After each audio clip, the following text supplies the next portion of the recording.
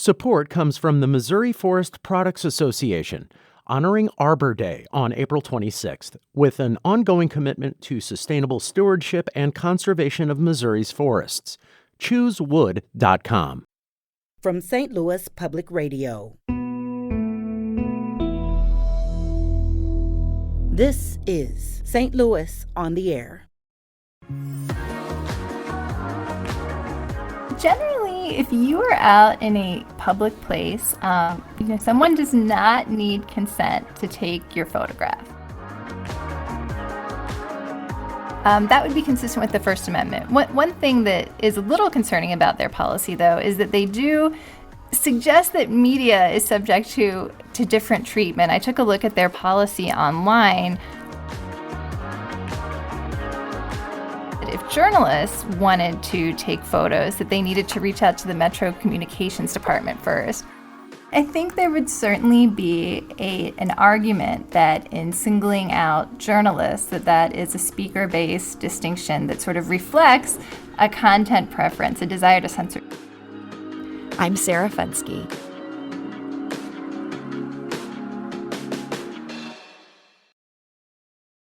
2 weekends ago, a St. Louis public school teacher named Tony Neipert got off a Metrolink train at the Central West End station. One of Tony's hobbies is exploring different areas of the city. He also writes for the local blog Next STL. He was working on a piece about how Metrolink is safer than many people think.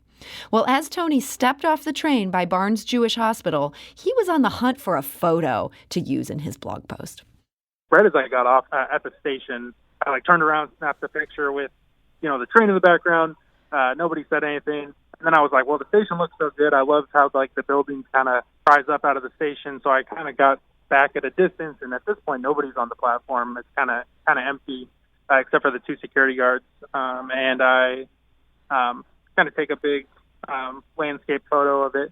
And probably 2 seconds after I take that photo, she yelled at me hey, she said, who are you taking a photo of? And I said, oh, I'm taking it of the platform. And I gestured that I was trying to do that. And she said, you can't do that. And so, I didn't know the rules. I thought maybe I was in the wrong. So I apologized and walked off. Now, Tony Neipert was quick to tell our producer that it wasn't a big deal, but he was surprised Metro Transit wouldn't want people taking positive photos of the transit system. So that was one of the weird things, and I thought to myself, maybe they've got some rules about customer privacy or something, and so there's a worry about that if somebody's in a picture and they didn't want to be in a picture, even though the station was pretty much clear except for the security guards. But it is kind of weird that this is supposed to be the commons and it's not being treated as such by the people who are operating it. So what is Metrolink policy, and what does the Constitution say about all that? We got to wondering about the little picture and the big one, and a whole lot of other questions about photography and the First Amendment in this digital age. And joining us now to talk about just that is Lisa Hoppenjans. She's an assistant professor of practice and director of the First Amendment Clinic at Washington University School of Law. Lisa, welcome. Thank you, Sarah. I'm happy to be here. So, Lisa, Tony Neipert was taking a picture of just how good the Metrolink station looked. Can they stop him from doing that? Well, as a general rule, photography and filming are protected by the First Amendment. And in particular, if you are in a public place, you generally have a right to take photographs of things that are plainly visible. So here on the government-controlled Metro, on the Metro platform, this is a public place. It sounds like what he was photographing was clearly visible. And so as a general rule, the First Amendment would protect that. Now, there can be what are sometimes referred to as reasonable time, place, and manner restrictions.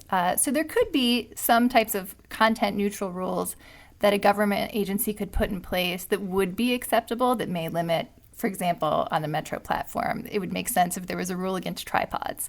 But simply having an individual, take a few photos in a non-obtrusive, non-obstructive way it certainly is questionable that he was asked to stop that. So we're going to dig into Metro transit policy in just a moment here. But first, I want to get one big question out of the way. Tony made a big point of saying, look, this story was positive. He ended up publishing that story. It was positive. The photo looked great. But say he'd found like a lot of trash at that Metrolink station. Say the story wasn't positive. Would that make a difference as far as his First Amendment rights go?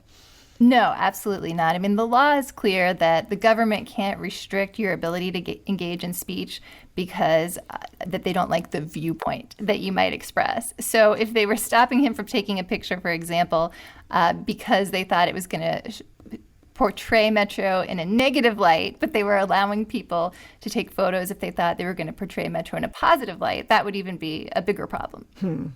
So we did get a statement from Talby Roach. He's the president and CEO of Bi-State Development, which runs Metrolink. I'm going to read this statement here. Quote, at Metro Transit, our top priority is to move people safely. So our photo and video rules are designed to keep everyone safe by reducing preventable accidents and injuries to our riders, our team members, and the members of the media or production companies that we are accommodating on the transit system. We don't want anyone to accidentally get knocked down or off a Metrolink platform while trying to avoid a camera crew or trying to attract the attention of a reporter. Technology is changing at lightning speed, and many of our riders have cell phones with good quality cameras. We encourage them to take pictures and videos of themselves having fun on transit, including selfies, their families taking transit to a sporting event, concert, or parade, and a photo of a beautiful sunset or sunrise while they are waiting for a bus or Metrolink or on a bus or train. However, we ask everyone to be respectful that not all of their fellow riders may want their photos taken, and to remember not to create a safety hazard by interfering with or blocking pedestrian traffic. And Talby Roach continues, quote, our security team members are trying to keep everyone safe, and although they are trained about the photo and video rules, they do get confused on occasion, and for that, we apologize. So it sounds like under the terms of their policy, maybe not necessarily in this practice, but under policy, Tony did have the right to do what he was doing. And as you're saying, that's something that the First Amendment would want him to have. Yeah, that's correct. So, the policy as described there in terms of generally allowing the photography with exceptions that may relate to safety, that would be consistent with the First Amendment. One thing that is a little concerning about their policy, though, is that they do suggest that media is subject to different treatment. I took a look at their policy online, which suggested that if journalists wanted to take photos, that they needed to reach out to the Metro Communications Department first, which that would make sense in the case if it was a tripod or, again, some kind of large setup that may be obstructive. But a policy that singles out journalists and treats them differently than sort of anyone else who could take a photo with the same type of equipment, with a cell phone camera like we all have, that is concerning because under the law, the courts will look very skeptically at restrictions that vary based on the content of the speech. And one way that a restriction can be considered content-based is if it differentiates between speakers in a way that suggests that it's really reflecting a content preference. So if the Metro is restricting journalists, but not individuals who might be using the same equipment like a cell phone camera, by singling them out, that does suggest that there might be a speaker-based distinction that reflects a content-based preference, which is to potentially try to control the messages that the journalists may be sharing. And that raises a concern.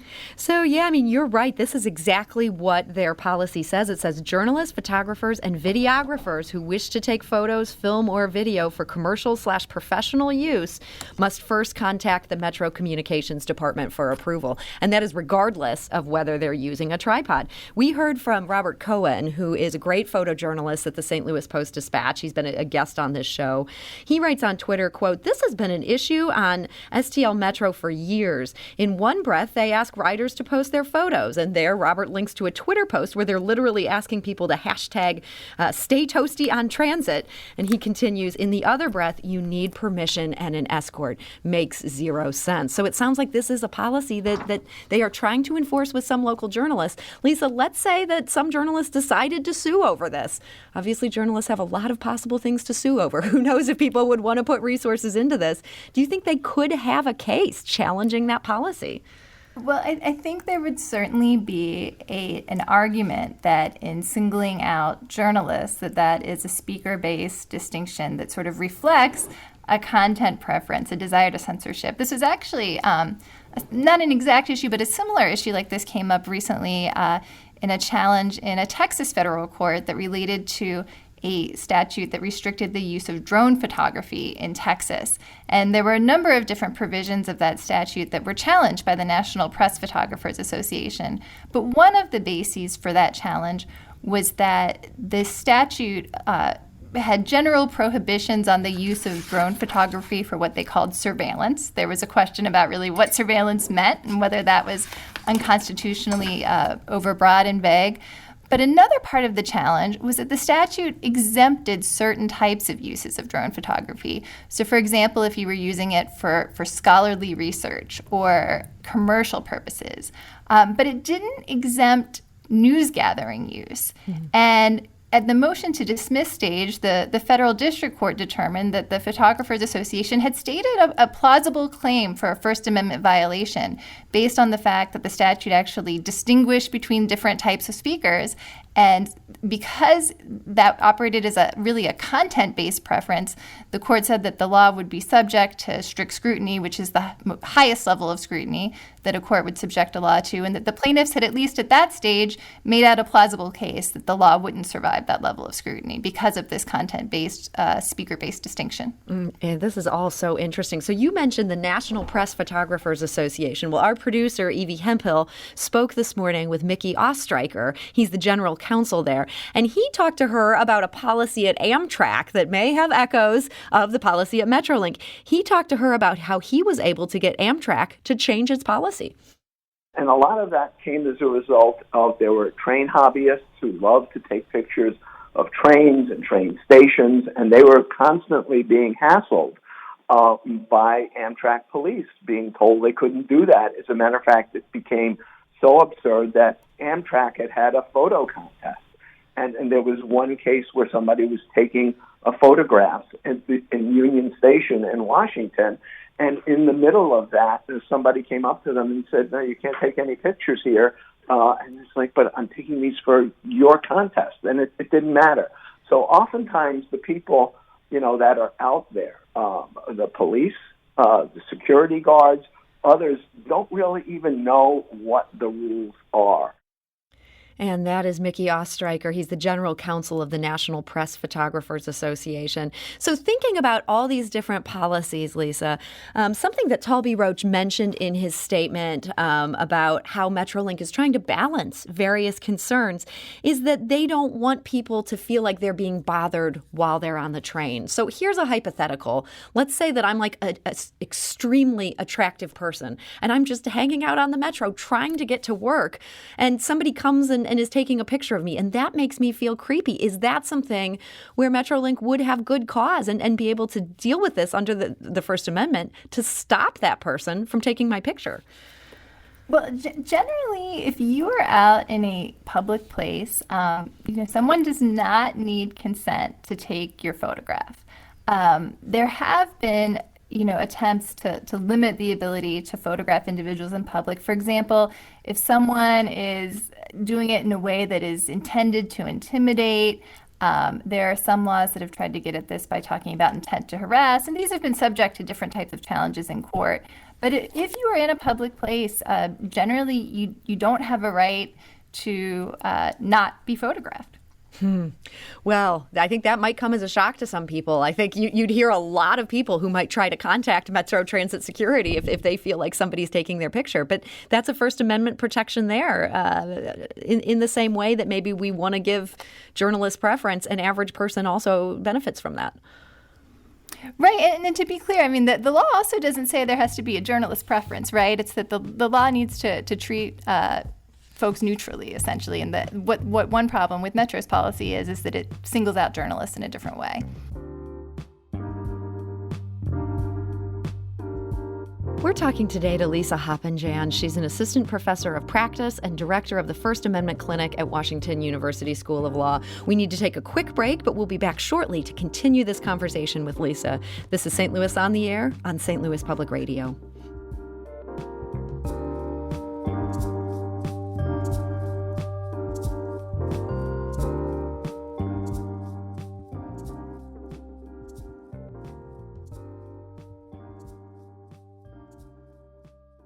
Support comes from the Missouri Forest Products Association, honoring Arbor Day on April 26th with an ongoing commitment to sustainable stewardship and conservation of Missouri's forests. ChooseWood.com.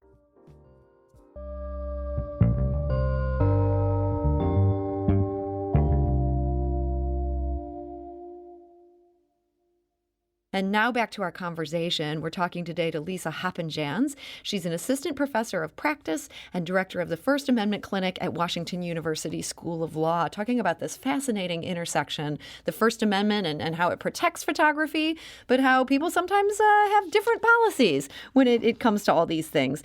Our producer, Evie Hemphill, spoke this morning with Mickey Ostreicher. Again, he's the general counselor of the National Press Photographers Association. And she asked him whether this is a big issue for his members these days. We are dealing with this around the country all the time. It's not only accessed by the government, but there are people now, unfortunately, that think that they have some reasonable expectation of privacy when they're in a public place. And I can't tell you how many times we hear from our members that people at demonstrations, when they're out there protesting, where part of it is being seen and heard, they tell people, you can't take my picture. At which point I say, well, tell them to look up at, up in the air or on the walls of the buildings, and you'll see all these cameras. And we're photographed and recorded, scores of times a day, because basically in this country, there's no reasonable expectation of privacy in a public place. And while there's certain time, place, and manner restrictions that apply to those First Amendment rights, short of that, that's basically the rule of thumb. And that, again, is Mickey Ostreicher, the general counsel of the National Press Photographers Association. Lisa, I got to admit, when I was a newspaper editor, I did hear frequently from people who had their picture taken when they were out and about, maybe even posed for it. They wanted that photo taken off our website and were often shocked when we did not comply with this. Is this something where the public's understanding of what the rules of the game are maybe different than what the Constitution actually says? Well, I think it is. I mean, I think that's absolutely right. Folks generally, don't think that they're susceptible to having their image just placed out there without their consent. Now, there certainly are restrictions on what someone could do with an image. If you take a photo of a stranger, you can't go use it in an advertisement without their consent, for example. But if you're using it in the context of news reporting or a similar type of use, then that is generally going to be protected.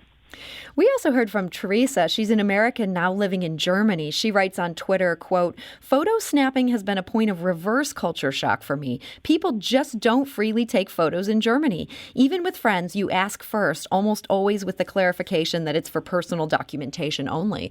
No posting." In some ways, Lisa, is this a cultural thing? America maybe has different rules about this than other places. Well, that may be the case, and certainly I imagine that the sort of strong First Amendment protection for the right to do this may sort of have played a role in the development of that culture.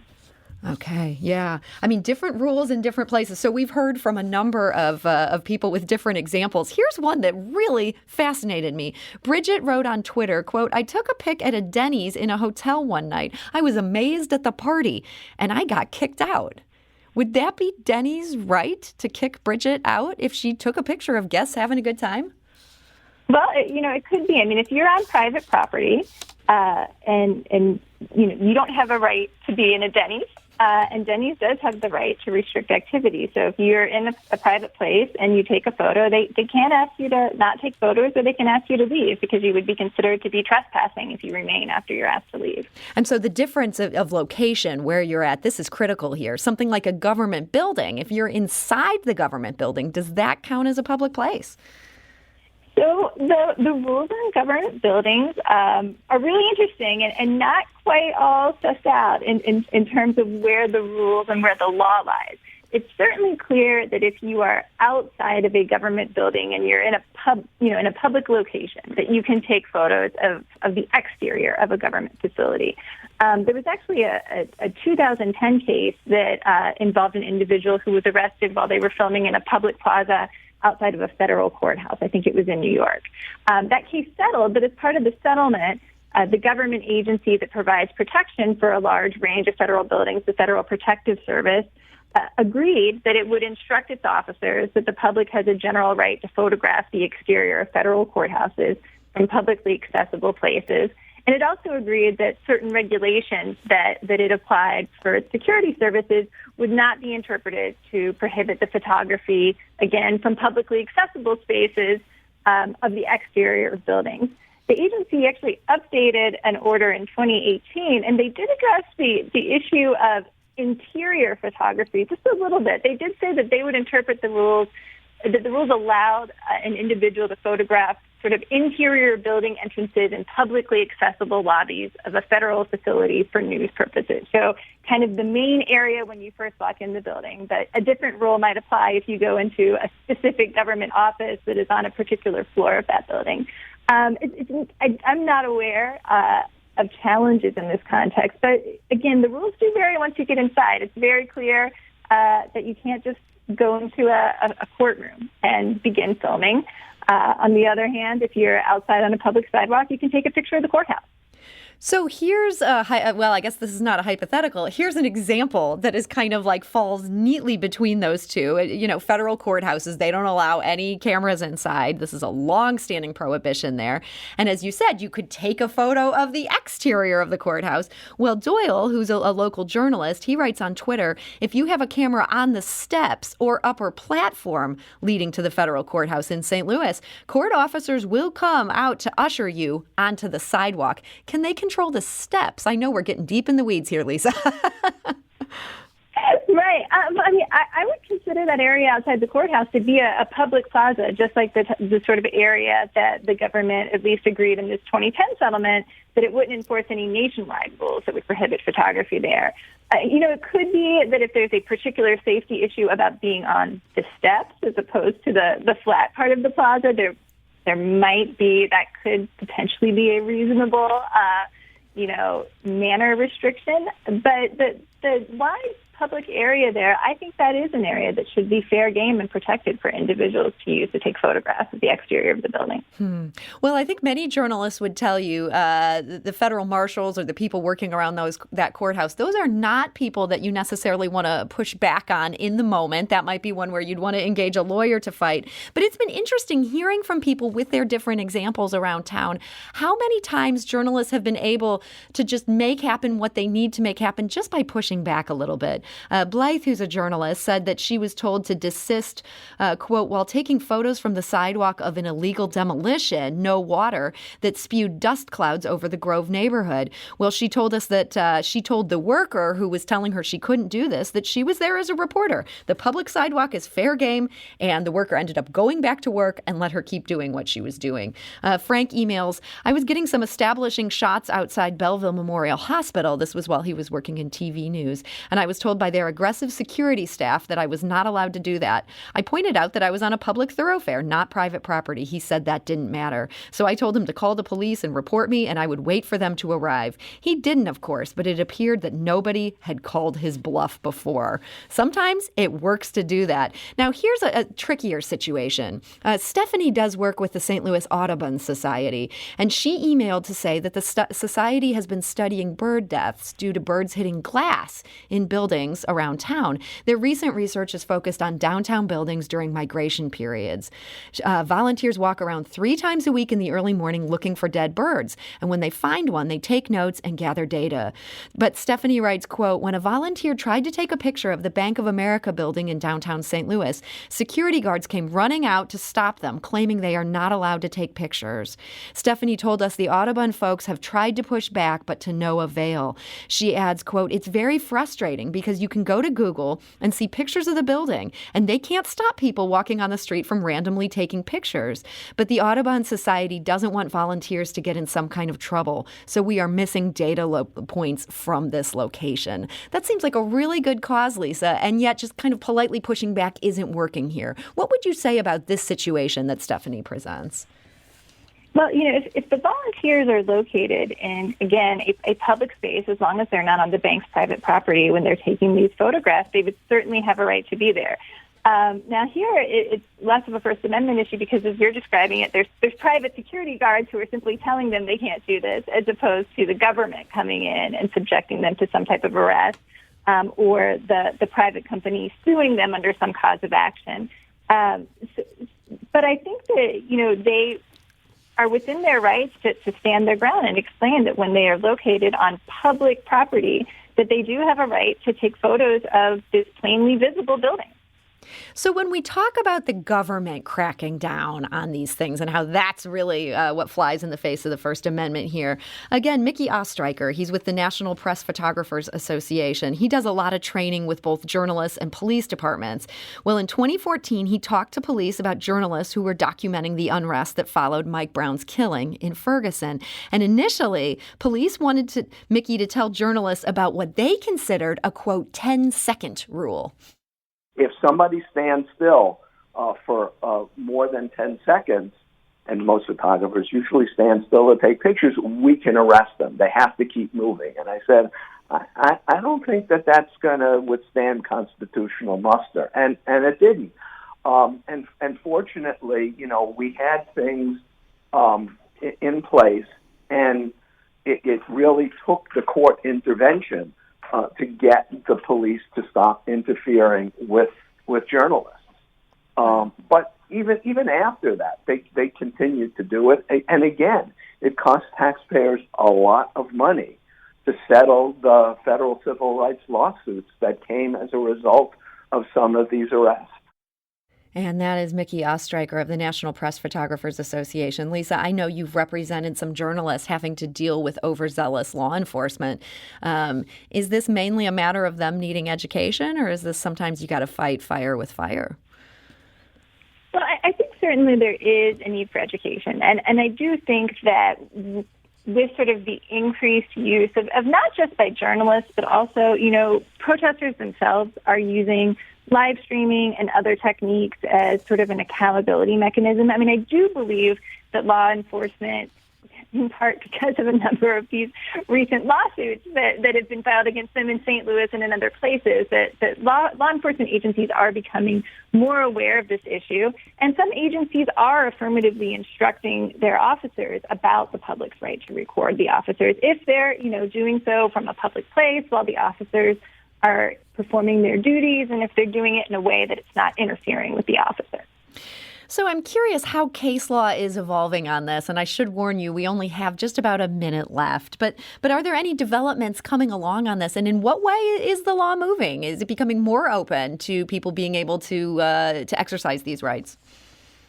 Well, certainly when it comes to the issue of recording police officers, there's 6 federal appellate courts that have directly addressed the question, and they've all said that there's a qualified right to record police officers who are performing their duties in public. This issue has been presented in a case before the 10th Circuit right now, and the Justice Department has actually weighed in with a brief in that case, asking the 10th Circuit to also join those courts and recognize that there is a right to record police when they're performing their duties. The Civil Rights Division talks about how this is an important accountability tool. So I do certainly think that the law on that particular area is moving in the direction of greater recognition of that right.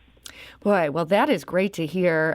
Lisa Hoppenjans, this has all been so interesting. You must just have the most interesting job getting to deal with all these issues. Is this something that you get some joy out of? I definitely. I'm very lucky. I enjoy our matters, and I enjoy the students who help me work on them. Well, Lisa Hoppenjans, thank you so much for joining us today. Thanks, Sarah. This episode was produced by Evie Hemphill, with audio engineering and podcast design by Aaron Dorr. Our executive producer is Alex Hoyer. St. Louis on the Air is a production of St. Louis Public Radio. Understanding starts here. If you learned something new from today's episode, consider leaving us a review and rating on Apple Podcasts on the App Store. It's the easiest way to help people discover our show. We appreciate it. Thank you. St. Louis Public Radio is a member-supported service of the University of Missouri, St. Louis.